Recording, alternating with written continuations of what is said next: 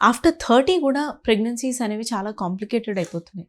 అంటే చాలా మా మదర్ తను 40 ఉన్నప్పుడు నేను పుట్టా.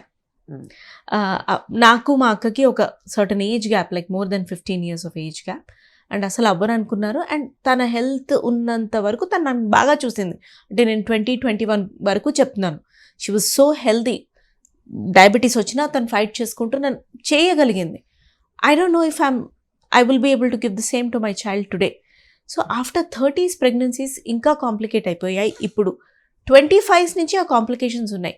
ఫస్ట్ చైల్డ్ అండి చాలా మందికి లూజ్ అయిపోతున్నారు, అబార్షన్ రూపంలో అయినా, లేకపోతే ఎన్నో పాపం డిస్ఫంక్షనాలిటీస్ తోటి బేబీ పుడుతోంది.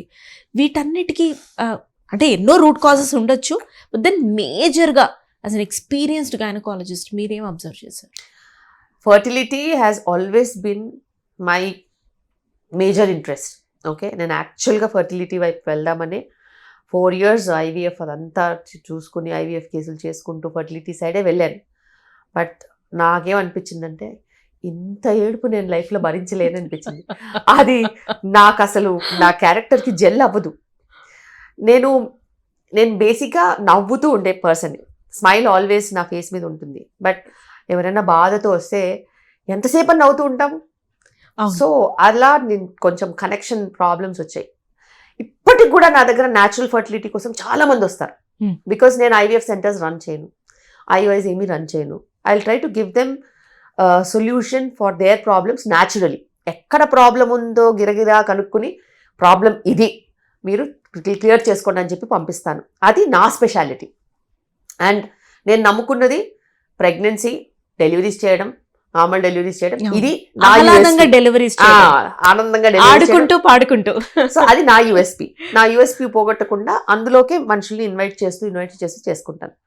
ఇప్పుడున్న పరిస్థితిలో ఫర్టిలిటీకి 70% మేల్ ఫర్టిలిటీ వచ్చేసింది, 30% ఫీమేల్ ఫర్టిలిటీ. అంటే ఇన్ని రకాల ప్రాబ్లమ్స్ ఉమెన్కి చెప్పానా, అంతకంటే ఎక్కువ మెన్కి ఉన్నాయి ప్రాబ్లమ్స్. అయితే ఉమెన్కి ప్రాబ్లమ్స్ మేనిఫెస్ట్ అవుతాయి. ఓకే, పీసీఓడి ఉంటే అవాంఛిత రోమాలో, లేకపోతే పింపుల్సో, లేకపోతే ఒబేసిటీయో, లేకపోతే స్కిన్ పిగ్మెంటేషనో, లేకపోతే కడుపు నొప్పో, ఇంకో ఫైబ్రాయిడ్స్ ఉంటే మాస్ లాగానో, ఇలా ఎన్నో రకాలుగా పీరియడ్ అబ్నార్మాలిటీస్ ఇవన్నీ మేనిఫెస్ట్ అయిపోతాయి, కనిపించేస్తాయి. స్కాన్లో కానీ హార్మోన్స్లో కానీ బయటపడతాయి. మెన్నుకేడా, మెన్నుకు అసలు ఏ మెచ్చుకో తెలియదు. 0 స్పర్మ్స్తో తిరుగుతూ కూడా హాయిగా ఉంటారు. వాళ్ళకి అసలు ఏ మేనిఫెస్టేషన్ ఉండదు. వైఫ్ ఏమో 4 సెంటర్లకు వెళ్ళిపోద్ది, అనాలిసిస్ ఏమో చిన్న ల్యాబ్లో ఎక్కడో అవుద్ది, వాళ్ళేమో నార్మల్ అని ఇస్తారు. నేను యాక్చువల్ ఆండ్రాలజీ ల్యాబ్లో చేయిస్తే మటుకు 0.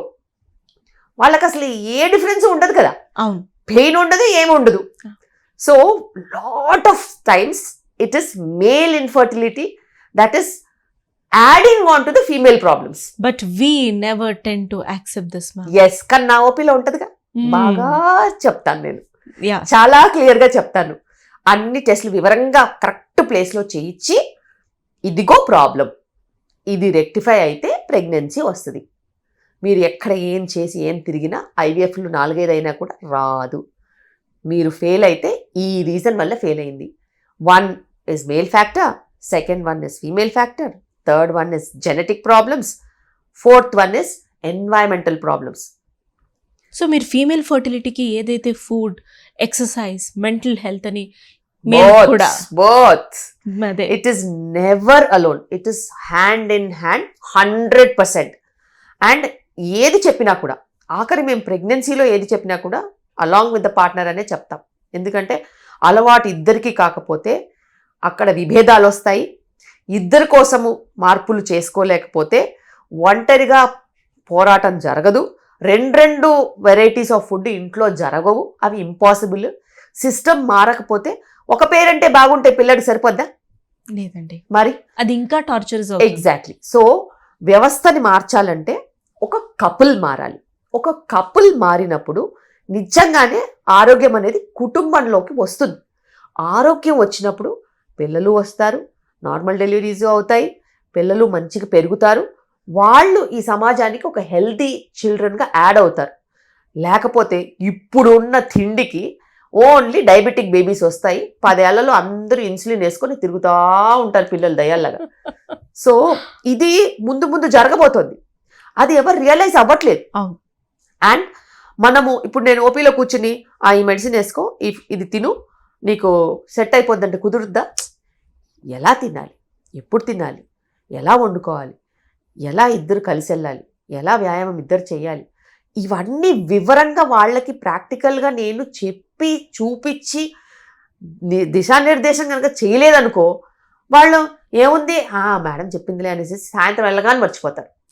అలా కాకుండా కరెక్ట్గా క్లాసెస్ పెట్టి వాళ్ళు అటెండ్ అవుతున్నారా లేదా చెక్ చేసుకుని, అటెండ్ అయిన వాళ్ళ ఫిట్నెస్ పెరుగుతుందా లేదా చూసుకుని, వాళ్ళు మళ్ళీ నార్మల్ డెలివరీస్ కన్వర్ట్ అవుతున్నారా లేదా చూసుకుని, డిఫాల్టర్స్ని ఏదో రకంగా పట్టుకుని మళ్ళీ వాళ్ళకి కౌన్సిలింగ్ చేసి వెయిట్ మేనేజ్మెంట్ చేస్తూ స్కాన్స్లలో పట్టేసి, సో అలా బ్యాక్ టు బ్యాక్ ఒక స్క్రూటినీ అనమాట.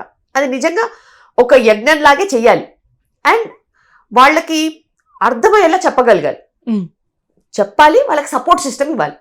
నువ్వు సపోర్ట్ సిస్టమ్ ఇవ్వకపోయినా వాళ్ళు పాపం ఎక్కడైనా ఎత్తుకుంటారు. సపోర్ట్ సిస్టమ్ ఇవ్వాలి. సపోర్ట్ సిస్టమ్ ఇచ్చి వాళ్ళని ట్రైన్ చేస్తే వచ్చే నెక్స్ట్ జనరేషన్ వాళ్ళది సూపర్ ఇంటెలిజెంట్ ఉంటారు. ఆ ఇంటెలిజెన్స్ ఇప్పుడున్న పరిస్థితులు నిజంగా అవసరం. కాంపిటీషన్ ఎంత ఉంది చెప్పచ్చు నేను. అవునండి. ఇప్పుడున్న కాంపిటీషన్ లో దానికి బయటకు వచ్చి కూడా మనం బతకలేం. we have to survive అందులో పడి. సో నువ్వు ఇంటెలిజెన్స్ గర్భ సంస్కారంలో చెయ్యకపోతే ఎట్లా వస్తుంది? బయట వాళ్ళు ఇస్తారా? నీ బిడ్డ నీ పొట్టలో ఉన్నప్పుడే ఫస్ట్ బీజ సంస్కారం అంటారు. అంటే నువ్వు ప్రెగ్నెన్సీ ప్లానింగ్ కంటే ముందే అన్నీ నువ్వు సెట్ చేసుకోవాలి. హస్బెండ్ అయినా వైఫ్ అయినా అన్నీ సెట్ చేసుకుని మంచి సంస్కారంగా గనక మనము ప్రెగ్నెన్సీ వైపు వెళ్తే, ప్రెగ్నెన్సీలో ఉన్న గర్భ సంస్కారం మంచి ఈటింగ్, మంచి ఆలోచన, మంచి పనులు చేయడము, మంచి చదవడము, మంచి చూడడము, మంచిగా శుద్ధంగా వండుకోవడము, ఇంటి పట్టునే తినడము, హస్బెండ్ వైఫ్ కలిసి ఉండడము, టైం స్పెండ్ చేయడము, వ్యాయామం అయినా ఇంటి పైన కలిసి చేసుకోవడము, ఎక్సర్సైజెస్ అయినా కలిసి చేసుకోవడము, వెళ్తూ వెళ్తూ అలా కాంప్లిమెంటరీగా నార్మల్ డెలివరీ అయిపోవాలి. డెలివరీ అయిపోయిన తర్వాత ఆ వ్యవస్థ అనేది ఇదంతా కూడా బేబీ అబ్జర్వ్ చేస్తుంది. బేబీ మంచిగా అబ్జర్వ్ చేసినప్పుడు ఆ ఎన్వైరన్మెంట్ అనేది బేబీలో వెళ్ళిపోద్ది. It is in the genes of the baby. So babies క్రాంకీగా అరుస్తూ ఏడుస్తూ కోల్డ్ కాఫ్ ఫీవర్స్తో బాధపడుతూ హాస్పిటల్ చుట్టూ తిరగరు. హ్యాపీగా ఫీడింగ్ తీసుకున్నామా, ఆడుకున్నామా, పడుకున్నామా, మ్యూజిక్ పెడితే రెస్పాండ్ అయ్యామా, మన కమ్యూనికేషన్ ఉంది, హస్బెండ్ వైఫ్ బేబీ ముగ్గురులో కెమిస్ట్రీ ఉంటుంది. సో ఇట్లా వాళ్ళ మధ్యలో కనెక్షన్ అనేది చాలా డీప్గా ఉంటుంది. అండ్ ఇంటెలిజెన్స్ కూడా చాలా హైగా ఉంటుంది.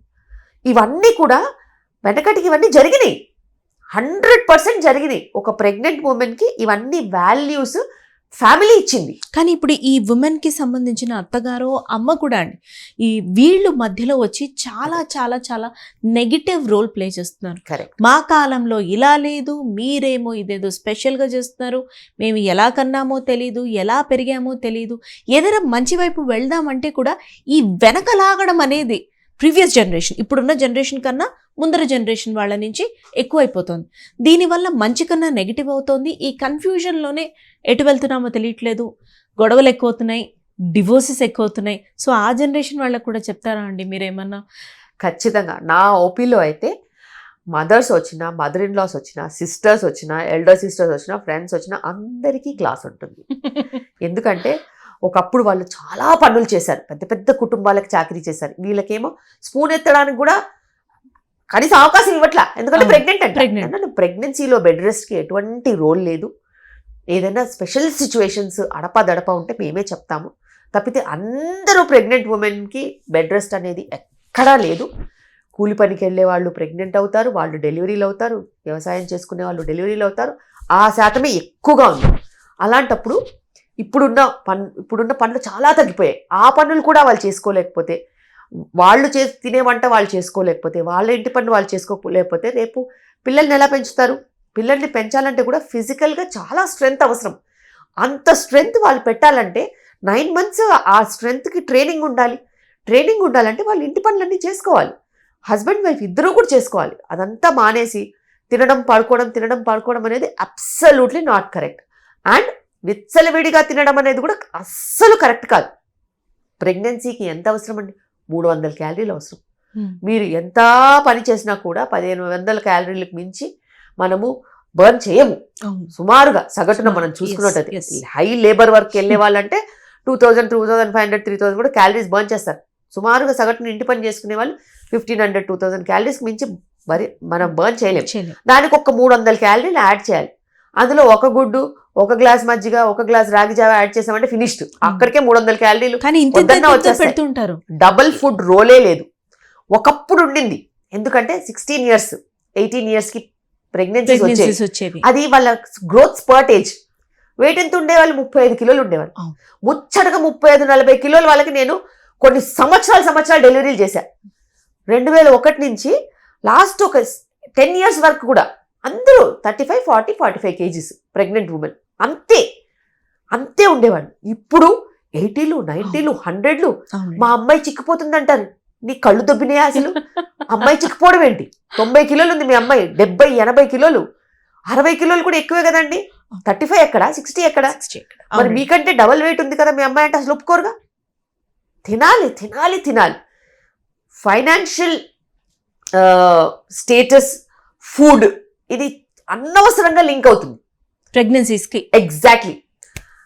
లేకపోతే అప్పు తీసుకొచ్చైనా పెట్టేసేసి ఫుడ్ పెడుతున్నారు తప్పితే క్వింటల్ రైస్ పెడుతున్నారు. ఎందుకు పెడుతున్నారో అర్థం కావట్లేదు. అసలే ప్రెగ్నెన్సీ డయాబెటిక్ కండిషన్కి దగ్గరలో ఉంటుంది. దాంట్కి అసలు సింపుల్ కార్బ్స్కి రోలే లేదు. కుంభాలుగా అన్నం పెడితే చాలా కష్టం. కార్బోహైడ్రేట్స్ లిమిట్ చేసి ప్రోటీన్ పెంచాలి, హెల్దీ ఫ్యాట్స్ పెంచాలి. అదంతా పక్కన పెట్టేసేసి విపరీతంగా సింపుల్ కార్బ్స్, స్వీట్లు, పరమాన్నాలు, దద్దోజనాలు, భోజనాలు, స్వీట్లు, అసలు పిచ్చగా ఫుడ్ పెడుతున్నారు. అండ్ ఎక్కడికన్నా పిల్లని పంపిద్దామంటే నాకే టెర్రర్. 4 రోజులు వెళ్తారా 3 కిలోలు పెరిగేసి వస్తారు. అసలు ప్రయాణం అనేది అసలు చేయొద్దని పెట్టేశాను నేను. ఎందుకంటే ఇంత విపరీతంగా వెయిట్ గెయిన్ అవుతే ఎట్లా మేనేజ్ చేసింది నేను? మీరు డెలివరీ కూడా చేయలేకపోతారు. ఎగ్జాక్ట్లీ. పెయిన్ తీయలేరు, అంతా రిజిడ్ అయిపోతుంది. చాలా సెకండరీ అండి. ఆ బేబీ డయాబెటిక్ అవుతుందిగా ఫ్యూచర్ లో. 10 ఏళ్ల వయసుకి ఒబేస్ మదర్కి, షుగర్స్ కంట్రోల్ లేని మదర్కి, ఓవర్ ఈటింగ్ చేసే మదర్కి బేబీ డెలివరీ అయిన తర్వాత వితిన్ 10 years లోపు డయాబెటిక్ అయ్యే ఛాన్సెస్ ఉన్నాయి. ఇప్పుడు విపరీతంగా పెరిగిపోతుంది చైల్డ్హుడ్ డయాబెటీస్. వీళ్ళు అసలు అర్థం చేసుకోవట్లేదు ఎక్కడ ప్రాబ్లం వెళ్తుంది, పడవ ఎక్కడ వెళ్తుందో తెలియదు.